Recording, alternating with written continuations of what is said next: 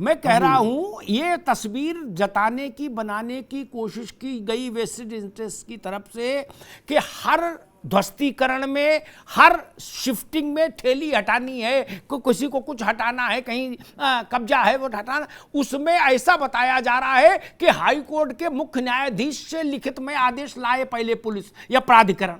मेरी कानून की समझ ये कहती है अदालत का कोई लेना देना तब तक नहीं जब तक कि एग्रीव्ड पार्टी अदालत ना जाए और अदालत उसके पक्ष में स्टे नहीं दे दे। बिल्कुल आप तस्वीर बताइए क्या है साहब। बिल्कुल सही ये आपका कहना है जी। अदालत इसलिए थोड़ी बैठी है कि अपना हर मामले में बैठ के वो अपने आप कार्रवाई करे। जब आएंगे आप अगर नोटिस मिली तुरंत आप अदालत जाइए और कहिए कि ये नोटिस हमको मिली है, ये मेरा घर है, मेरे पास टाइटल है इसका, ये और गलत ढंग से पुलिस हमको, ये लोग डेवलपमेंट अथॉरिटी वाले गलत ढंग से इस ये मकान ध्वस्त करना चाहते हैं, तो अदालत सुनेगी, आपको देगी, सरकार को पक्ष देगी, उसके बाद वो समझेगी तो स्टे कर देगी। अदालत अगर कोई नहीं जाएगा तो अदालत कभी इससे क्या लेना देना है, अदालत में तो पक्ष विपक्ष होते हैं ना। तो ये गलत धारणा है लोग ही कि ये बिना सरकार चाहे तो। अब एक उदाहरण दे रहे हैं कि 280 चौराहे पर आप एक मकान बना लीजिए जी, और कहिए कि साहब ये तो हमारा मकान है, पहले नोटिस दे तब हम जाएंगे, अदालत का टाइम दे और तब इसको ध्वस्त करेगा। अरे 280 चौराहे पे हजारों लाखों गाड़ियां गुजर रही हैं, पहले आपको नोटिस देगा कि वो आएगा 2 मिनट के अंदर आपको ध्वस्त करके इधर उधर करके क्लियर करेगा। तो बहुत सारे अधिकार हैं शासन के पास, लेकिन यह है कि अब इसमें तो देखिए दिक्कत कहाँ हो रही है कि दिक्कत हो रही है कि इन्होंने पत्थरबाजी की, अपराध कर रहे हैं, एक पर एक अपराध करते जा रहे हैं जी। अब पुलिस अदालत विभाग के पास, पुलिस के पास, इनको तत्काल इनको अपने एक इनके अंदर भय पैदा करने के लिए, और तो पुलिस समझती है कि इनके खिलाफ देखो खोजो कि भाई कौन से इनके मामले में आपराधिक पहले के मामले हैं कि नहीं। अब पुलिस को मिल रहा है पहले के आपराधिक मामले, पहले इनका मकान इलीगल कंस्ट्रक्शन है, पुलिस ने वही निकाला, उनके खिलाफ कार्रवाई शुरू करी। तो ये पुलिस की अपनी पुरानी स्ट्रेटेजी है। आप कभी एक आदमी को अपराध में, आप पहले अगर कोई अपराधी का नाम आता है तो पुलिस की स्ट्रेटजी होती है कि किस तरह के अपराधी हैं, हैबिचुअल ऑफेंडर है कि नए अपराधी हैं, कि पहली बार इन्होंने किया है, इनका जरा खाका पूरा निकालो। और पुलिस वो सारे प्रयोग करती है कि पहले अगर नए हैं तो थोड़ा सा इनके साथ रियायत करो, अगर हैबिचुअल ऑफेंडर हैं तो इनको थोड़ा सा उस ढंग से डील करो, और असली ये माफिया हैं, गैंगस्टर हैं तो इनके खिलाफ तो दूसरे ढंग से हमला करो। तो ये पुलिस की लॉ एंड ऑर्डर सिचुएशन करने की अपनी स्ट्रेटजी है, और पुलिस हर मामले में अपने अपने अलग ढंग से करती है, कोई एक नमूना दूसरे के लिए नहीं लागू करता है। और वो पुलिस कॉम्पिटेंस पर है, जो पुलिस ऑफिसर वहाँ मौके पर जिले में पोस्टेड है, उसकी योग्यता, उसकी क्षमता और उसकी दूरदर्शिता पर निर्भर करता है। बहुत जगह है जी, बिल्कुल ठीक बात पांडे जी, समझ में नहीं आता क्या आपने बड़ी अच्छी बात कही। और इसीलिए शायद भारत के कानूनों ने प्रशासन को एक सीमा तक लिबर्टी दी अपने विवेक के इस्तेमाल के, क्योंकि उसके बिना शासन चल नहीं सकता। अदालत का हस्तक्षेप तो शासन को पंगु कर देगा हर मामले में। इसीलिए कहा गया एग्रीव्ड पार्टी जाए तब अदालत सुने। आशीष जी, एक प्रश्न खड़ा होता है, मैं एक उदाहरण देता हूं। अभी तो एक नैरेटिव सेट करने की बड़ी कोशिश हो रही है, मुझे उस नैरेटिव से आपत्ति है। मैं एक व्यवहारिक उदाहरण देता हूं, सबको समझ। एटा में रामेश्वर यादव और जोगिंदर यादव, दो पॉलिटिकल लोग, जैन साहब जानते हैं, और अपने किस्म के लोग, वो सांसद, विधायक और जिला पंचायत और ब्लॉक प्रमुख सब रहे, वो लोग कुछ ना कुछ रहे हमेशा, ठीक ना। उन्होंने बहुत सारा अवैध निर्माण किया है। जब डीएम एसपी साहब उनके यहां हाजिरी देते थे तो अवैध निर्माण उनको नोटिस कौन देगा? डीएम ही वो लाते थे एटा में अपने मन का, एसएसपी भी अपना लाते थे, प्राधिकरण वाला भी अपना लाते थे, वही तो ट्रांसफर पोस्टिंग कराते थे।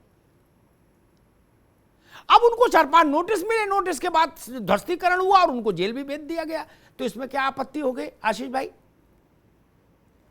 कोई भी ताकतवर आदमी मुझे बता दीजिए जिसकी सरकार चल रही हो, जो सिस्टम में दखल रख रहा हो, उसको नोटिस कैसे मिलेगा भाई? आशीष जी,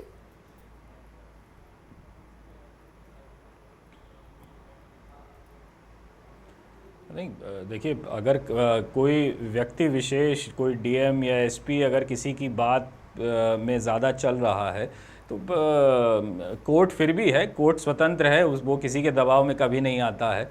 वो नोटिस दे सकता है, प्राधिकरण कोर्ट में जा सकता है, कोर्ट के थ्रू आ सकता है।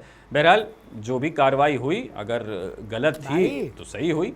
आशीष बाबू, बाकी एक बात थोड़ा बहुत शोर शराबा हो जाता है कई बार, मैं वो सिर्फ एक अलग पर्दे विषय है। हटा के दिखाने की कोशिश कर रहा हूं कि जनता जान ले कि सिस्टम क्या है। मुख्तार अंसारी के खिलाफ लखनऊ से लेके और गाजीपुर तक सैकड़ों केस थे कब्जे के। सारी पालिका जानती थी, जितने किस्म की पालिका हैं संविधान के तहत, आशीष भाई, सब जानती थी। और बहुत सारे लोग तो वहां दावत में भी जाते थे, तब भी देखते थे। क्या गलत कहूं तो टोक दीजिएगा कि नहीं भाई देखो ये गलत बोल दिया। क्या एलडीए में फाइल गायब हो जाती थी, अब कैसे मिल गई सारी फाइलें? ये भी तो चक्कर है, इस पर कोई टिप्पणी नहीं करता। तब तक वो सब क्लियर था ना उनका। कभी वो बसपा के साथ हो जाते थे, कभी सपा के साथ हो जाते थे।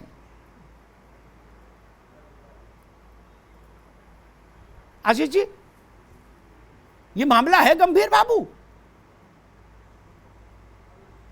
नहीं बिल्कुल, देखिए अपराधी है, नहीं बिल्कुल गंभीर है। और बस थोड़ा सा अभी उस पे मैं चाह रहा था कि अगर पांडे साहब थोड़ा सा क्लैरिफाई ज़रा खुल के कर देते क्या? कि ये जो अवैध निर्माण तोड़ने की जो प्रक्रिया है, अभी जैन साहब ने बताया मेरे ख्याल से कि मास्टर प्लान के खिलाफ अगर कोई है, तो क्या मेरे घर का निर्माण, मान लीजिए मेरा एक 2000 स्क्वायर फीट में मकान है, एक कॉलोनी, एक रिहायशी कॉलोनी के अंदर, और उसकी छत जो है मान लीजिए कानूनन 20 फीट की होनी चाहिए और मैंने 21 फीट बना रखी है, अब 1 फीट ज़्यादा है, तो क्या जो ये मास्टर प्लान का उल्लंघन में आएगा? क्या इस तरीके की चीजें भी इसी में आती हैं? ये चीज अगर क्लैरिफाई कर दें। ये अदालत तय नहीं करेगी, ये वीसी तय करेगा प्राधिकरण का, ये हाई कोर्ट के जज नहीं तय करेंगे। जैन साहब कुछ कहना चाह रहे हैं, फिर पांडे साहब पर चलूं। जैन साहब, मैं उस एक्ट की बात कर रहा था, क्या ये उस एक्ट में आता है? एक बार सुनिए जी। जो आशीष भाई ने अभी पूछा है, मैं उसके संबंध में मेरे पास एक्ट की कॉपी है। मैं एक पार्ट मैंने पढ़ा था क्योंकि उसमें उस समय डिस्कशन थोड़ा जल्दी में हो रहा था। इसमें ये भी लिखा हुआ है कि अगर कोई कंस्ट्रक्शन जो कॉन्ट्रवेंशन में बनाया गया, जो इलीगल कंस्ट्रक्शन है और उसका नक्शा पास नहीं है, उसमें नोटिस दिया जाएगा और नोटिस का समुचित पीरियड दिया जाएगा, उसको अपॉर्चुनिटी दी जाएगी कि वो अपने पक्ष को रख सके, और वो अगर अपना पक्ष नहीं रखता है तो उसका डिमोलिशन कर दिया जाएगा। जावेद पंप के केस में मुझे बताया गया कि इसको 3 नोटिस इशू हुए और चौथा इसको एक दिन पहले भी दिया गया। इन्होंने इसको लाइटली लिया और इन्होंने कभी उम्मीद नहीं की थी। कुछ लोग अपने को एक्चुअली कानून के ऊपर समझने लगते हैं क्योंकि बहुत समय तक इस प्रकार की गतिविधियां करते रहते हैं कि उनको लगता है कि किसकी हिमाकत है, कि हमारे ऊपर कौन हाथ डालेगा। वो इस बात को भूल रहे हैं कि अगर जिला प्रशासन, पुलिस प्रशासन और डेवलपमेंट अथॉरिटी, नगर निगम चाह लें तो अगर आप हमारी छाती पे मूंग दल रहे हैं, मैं एक पश्चिमी उत्तर प्रदेश की कहावत कह रहा हूं, तो अगर आप हमारी छाती पे मूंग दलने का प्रयास कर रहे हैं तो फिर येन केन प्रकरण, हर तरह की कार्रवाइयां होंगी, साम दाम दंड भेद, सब उपाय किए जाएंगे ऐसे लोगों को दबाने के लिए, जिससे कि समाज में एनार्की ना फैले। जी पांडे साहब, वो आशीष जी चाह रहे हैं कि आप के द्वारा भी चीज को और क्लियर कर दिया जाए। ये अवैध निर्माण, मास्टर प्लान का उल्लंघन और विकास प्राधिकरण के अधिकार, इस विषय बिल्कुल ठीक है। देखिए, सब पहले समझ लें, एक तो ये है कि आपकी जमीन नहीं है, प्रॉपर्टी आपकी नहीं है, सरकारी भूमि पर निर्माण कर रहे हैं, तो वहाँ तो एक टाइटल का सवाल। अगर आपका जमीन ही नहीं है तो चाहे आप नक्शा पास करा के बनाइए या नक्शा न पास कर बनाने, वो अवैध माना ही जाएगा। तो एक तो स्थिति ये होगी जी। दूसरी ये स्थिति हो गई कि आप एक प्रॉपर नक्शा देते हैं कि इस नक्शे में जो उनके मास्टर प्लान है उस एरिया में कि वो निर्माण कर सकते हैं कि नहीं। जैसे रेजिडेंशियल एरिया नहीं है, कॉमर्शियल एरिया में आप रेजिडेंशियल कर रहे हैं, रेजिडेंशियल में कॉमर्शियल कर रहे हैं, तो वो भी अवैध है। तो एक तो वो दूसरी स्थिति हो गई। तीसरी स्थिति हो गई कि रेजिडेंशियल एरिया के लिए आपको बताया गया कि इतने कमरे बनाएंगे, इतना सेटबैक छोड़ेंगे, इतना आगे छोड़ेंगे, पीछे छोड़ेंगे। अगर उसमें कुछ एग्जीगरेशन होता है तो उसका नियम यह है कि आप कंपाउंड कर सकते हैं। कंपाउंड का मतलब सुलह कर सकते हैं। आपको नोटिस दी जाएगी, जो एरिया आप बता दीजिए या जाके एडमिट कर लीजिए कि इतना एरिया हमने गलत निर्माण कर लिया है, तो उसके लिए कुछ कंपाउंडिंग फीस है, उतना पैसा लेके और वो सुलह हो जाते हैं, तो उसमें डिमोलिशन नहीं होता है। और तो चौथी बात यह है कि आपने कभी भी जो भी नोटिस आए उसका जवाब ही नहीं देना है, कि जाके अपनी बात कहना ही नहीं है, कोर्ट से कोई स्टे लाना ही नहीं है, तो फिर वो अवैध आपने किस क्राइटेरिया में आता है नहीं आता है, डेवलपमेंट अथॉरिटी जो नोटिस दी है उसको सही मान के उसके खिलाफ आपकी कार्रवाई कर लेती है। तो ज़्यादा मामले तो आपने चुप्पी मार ली कि हमें कुछ करना ही नहीं, तो उन्होंने अपना अथॉरिटी ने अपना आपको नोटिस दिया, कहा कि ये हमारे समझ से ये इलीगलिटी आपने किया है, और उस इलीगलिटी के लिए आपने कोई स्टेप ही नहीं उठाया। तो प्रोसेस ऑफ जो प्रोसेस है उसको नहीं मानेगा तो आपका प्रिजम्पशन है कि सब इलीगल है, और जाके आप डिमोलिश कर देते हैं। और ये एक बहुत मामले में ऐसे भी देखने को आए। तो आपको तो अपने अधिकारों के प्रति आपको खुद उसके रेमेडी के लिए जाना पड़ेगा ना। आपको उन्होंने प्रोसिक्यूशन ये इन्होंने कह दिया कि आप गलत है, जैसे आपराधिक मामले में आपको पुलिस ने पकड़ा इस मामले में, तो अपने बचाव के लिए आप न्यायालय में अपने बात कहते हैं, नहीं बचाव करेंगे तो उसी मामले में जो पुलिस ने कहा है उसी पर सजा हो जाएगी। आशीष जी, मुझे लगता है आप क्लियर हो गया कि आप कोई भ्रम है?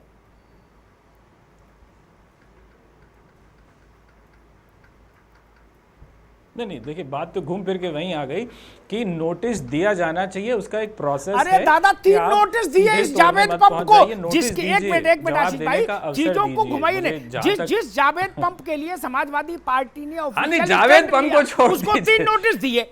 अमिताभ जी, जावेद पंप को छोड़ दीजिए, और भी बहुत अब क्या करें उसका पंप का बताओ, पंप हो पेट्रोल पंप हो कोई हो नाम, नहीं वो सही है, अगर नोटिस दिए गए हैं तब वो बिल्कुल सही। अरे एक बात बताइए, एक बात बताइए, आप नोटिस देने के बाद भी अगर कोई जवाब नहीं दे रहा है तो वो तोड़ना चाहिए। एक मिनट दिल पे हाथ रख के बताइए, जो बड़े उत्तर प्रदेश के माफिया हैं उनको आज से पहले नोटिस देने की हिम्मत कौन करता था? कोई पालिका हो, मैं सबको लपेट रहा हूं। कौन नेता था जो वहां जाके कॉर्निश नहीं करता था? आप नाम लो तो मैं खोल दूं पोल। अधिकारियों से सिगरेट मंगवाते थे कि नहीं मंगवाते थे वो लोग? बताओ। हमारे तो सब जगह उठना बैठना रहा पत्रकार के नाते। अधिकारी उनके लिए सिगरेट लाते थे, उनको नोटिस कौन देगा? और नोटिस दिए भी गए तो उन्होंने नोटिस लिए और उसी से सिगरेट जला ली। लोगों ने ताली बजाई, बोले भैया क्या बात है, भैया का रुबाब है। क्या प्राधिकरण का नोटिस कोई गांठ रहा था उत्तर प्रदेश में? अरे बिल्डर तो गांठता नहीं है नोटिस को। जैन साहब को पता होगा, जब एक उत्तर प्रदेश चला रहे थे पुलिस, बड़े बिल्डर जिनके राजनेताओं से संपर्क होते वो भी नोटिसों पर दाल मोट रख के खा लेते हैं। जैन साहब गलत तो नहीं कहा? बिल्कुल ठीक कह रहे हैं आप, बिल्कुल ठीक कह रहे हैं। और कोई उनसे लड़ने जाए तो उसका ट्रांसफर करा देते थे। यही भ्रम अब कुछ लोगों का टूट रहा है, तो उसमें दिक्कत हो रही है। वो कहते थे भाई ये प्राधिक बीसी रहने लायक नहीं, भगाओ इसको। तो अगर ये भ्रम टूट रहा है कि हम सिस्टम से बड़े हैं, तो उसका नाम पंप हो, पेट्रोल पंप हो, डीजल पंप हो, इससे क्या फर्क पड़ता है? हम ऐसी पिक्चर क्यों बनाना चाहते हैं आशीष भाई, जिससे देश में ये मैसेज जाए कि उत्तर प्रदेश में रूल ऑफ लॉ नहीं है? आशीष जी, पिक्चर ये बनाई कि भाई ये कहां का इंसाफ है? संविधान को राउंड दिया, बताया गया। बिल्कुल जी।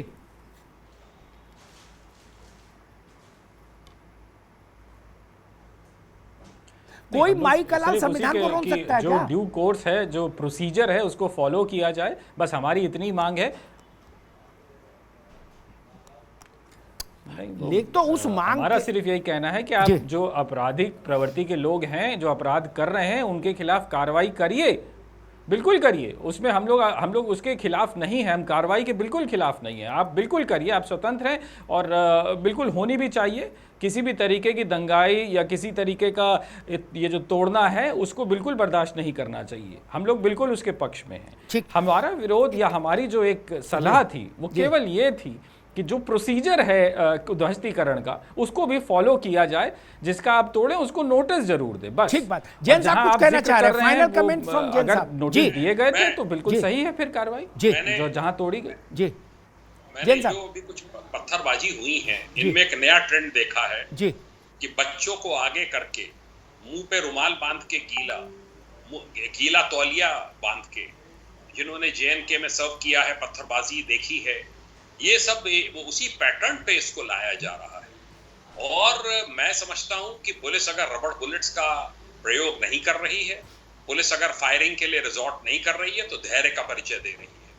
जिस प्रकार से पेट्रोल बम फेंके जा रहे हैं, जिस प्रकार से आगजनी की जा रही है, जिस प्रकार से खदेड़ा जा रहा है, और एक सुनियोजित पूरा षड्यंत्र है, इसको साहब एक पूरे कंट्री के लिए ये एक बहुत बड़ा खतरा है। और ये जो उत्तर प्रदेश को मैं समझता हूँ आज की तारीख में जो लोग शासन में है, प्रशासन में है, पुलिस में है, उनका ये दायित्व है कि इसको कश्मीर कतई ना बनने दें। ये जो यहाँ वहां का ये इम्पोर्ट किया गया है, बच्चों को आगे करके गीला तौलिया लगा लो मुंह पे और अपना करो, टीयर गैस शेल आएगा, कोई दिक्कत नहीं होगी, और मुंह ढके रहो जिससे शिनाख्त ना हो पाए। तो ये सब जो किया जा रहा है ये उत्तर प्रदेश में पहले नहीं होता था छोटा मोटा हुआ, किसी बात पे झगड़ा फसाद हो गया, ईंट पत्थर चल गए, 107 116 में बुक कर दिया, 116(3) में पाबंद कर दिया, समझा दिया, शांति कमेटी की मीटिंग कर दी, सब निपट जाता था। ये जो हिंसक प्रदर्शन इस प्रकार के हो रहे हैं, एक तरफा हो रहे हैं। ये देखिए, ये कम्युनल राइट नहीं है, ये right against police, right against administration है, क्योंकि हिंदू तो इसमें कहीं बीच में आ ही नहीं रहा है। जिस दिन दूसरा पक्ष भी सामने आ गया तो बड़ी गंभीर परिस्थिति बन जाएगी, और ऐसी परिस्थिति बनने से पहले पुलिस और एडमिनिस्ट्रेशन का दायित्व है कि ऐसी परिस्थिति कतई ना बनने पाए। जी, बहुत अच्छी बात कही जैन साहब ने।